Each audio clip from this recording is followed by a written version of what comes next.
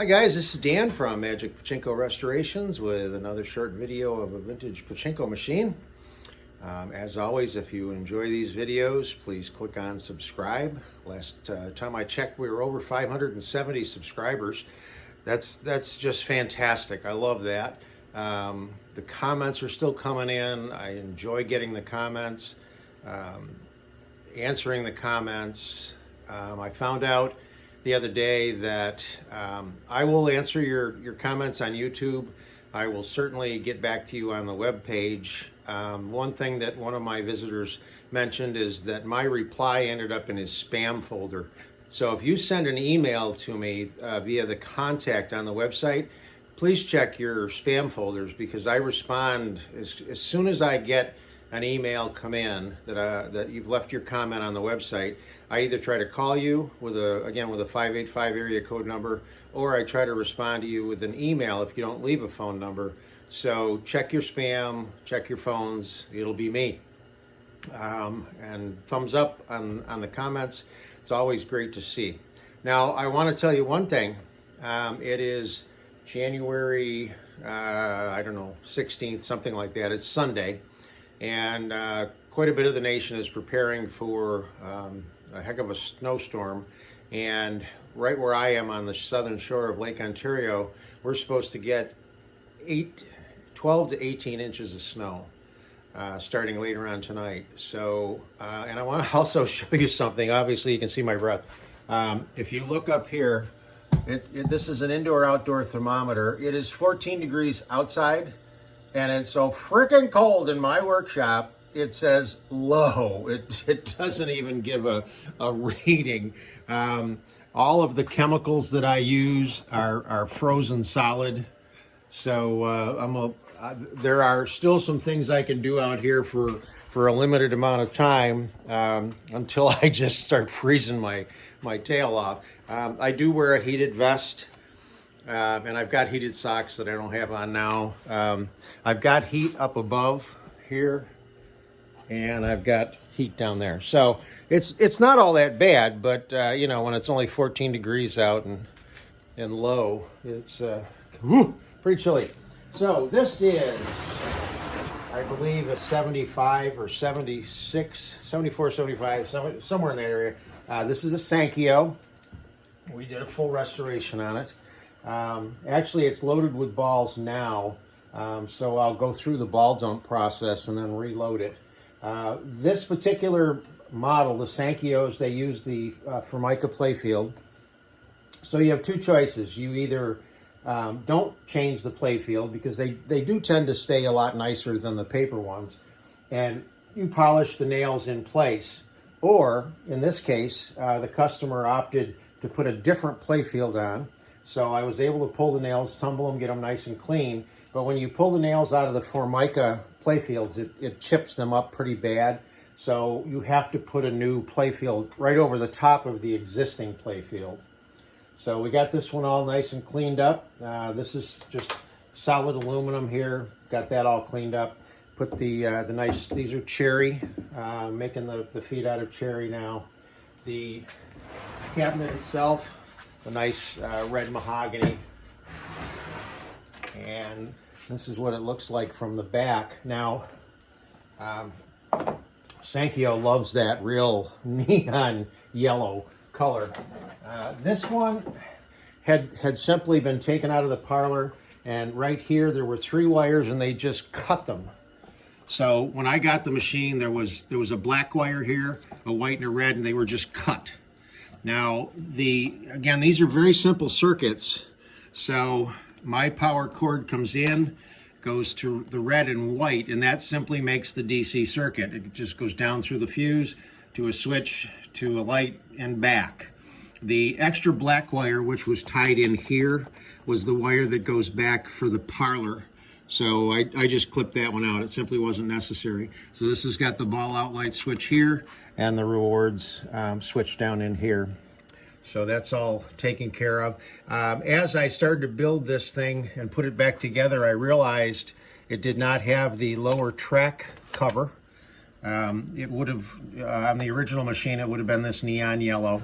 This is actually a track cover from a Nisogen that I can make on my 3D printer, and it fit in there obviously quite well. So all I did is I just drilled a hole. I used one of these holes, this one over here. I drilled a hole and just put a nail in it so that it just sits in there. And if you ever had to take it out, you just have to pull the nail. Another thing over here, quite often these are defeated by former owners. Where are we? Are we all right? Yep, okay. This keeps the balls here rather than letting them go all the way through. It's a maintenance piece. So this one was all bent open, but I reform them just for authenticity, but you always want to make sure this is over here so the balls will flow through the machine. So like I said, this machine has got all the balls in it right now, and I'll go through the ball dump process with you right now. Okay, let's, I guess that's about right. Okay, so let me unplug this for a second, get it out of the way. This is the ball dump here. On all pachinko machines, you'll see a little hole on the outside. If you put a very fine wire or something in there, you can push and activate this rod right here. So you need to have a catch basin. You want to put it right under the dump. And when I push on this, it's going to move this metal piece that's here, and it's going to allow these legs to drop and let all the balls that are in the machine out. And there's a lot in here, so this will take a little, not long, but it'll take a while, and it's going to be noisy, so be ready for it.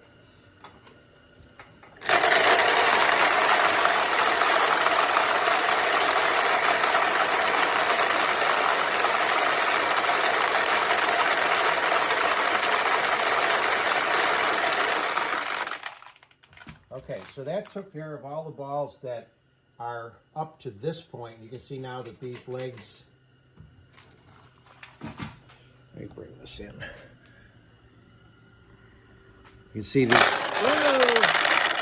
you can see these legs are out of the way, right there, letting the balls drop. So you want to reset that. So you're going to just push this over, and they swing back up, and now they're caught by this, okay?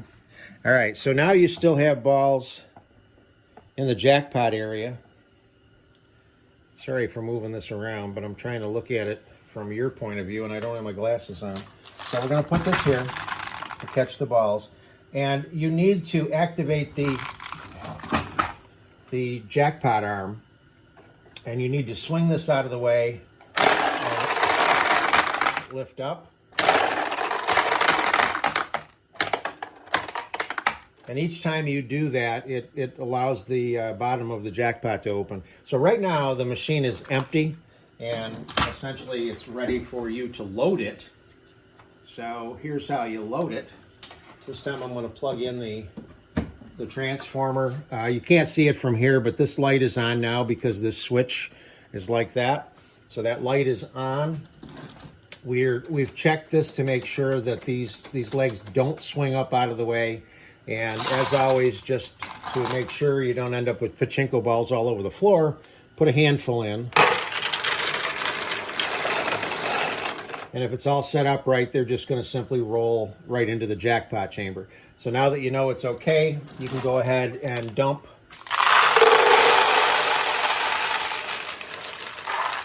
And you want to put 95% of the balls that you own in this upper hopper. It's one of the biggest mistakes that new pachinko owners make, and I'll talk more about that in just a second. So now everything is loaded up in here, and the other thing you want to check is your seesaw. Right now the seesaw, this is the seesaw chamber, the actual seesaw is on an angle like this, which is right. You don't want it down like this. If it were down, that's what this little plunger's for. It just takes the seesaw and lifts it up. This is the proper position the seesaw's in. When a winning ball comes into the machine, it goes into the seesaw tips, lets the ball come out, catches the end of the jackpot arm, pushes that down. The winning ball will exit here, and then this activates the jackpot to throw the balls out the front as a win. So we are ready to go. The one thing you need to do is have something about this size here that will catch the losing balls here and the winning ball here. Okay, so I'm going to swing this around now.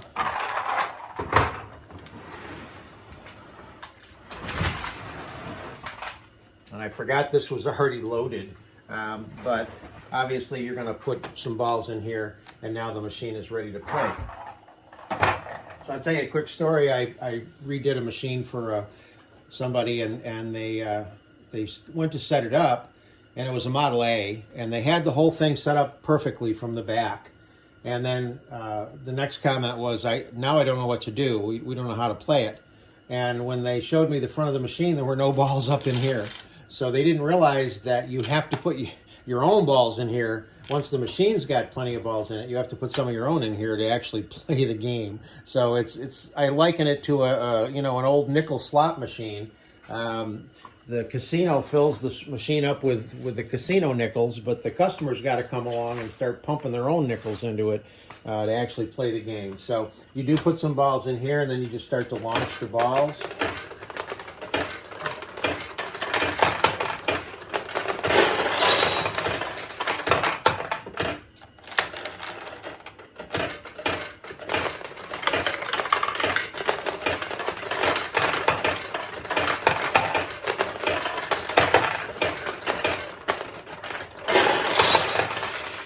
So that was a win. There is a light behind the yellow center attraction, and there's a light back here that will light when the balls are out. So let me bring this in a little bit closer and launch some balls.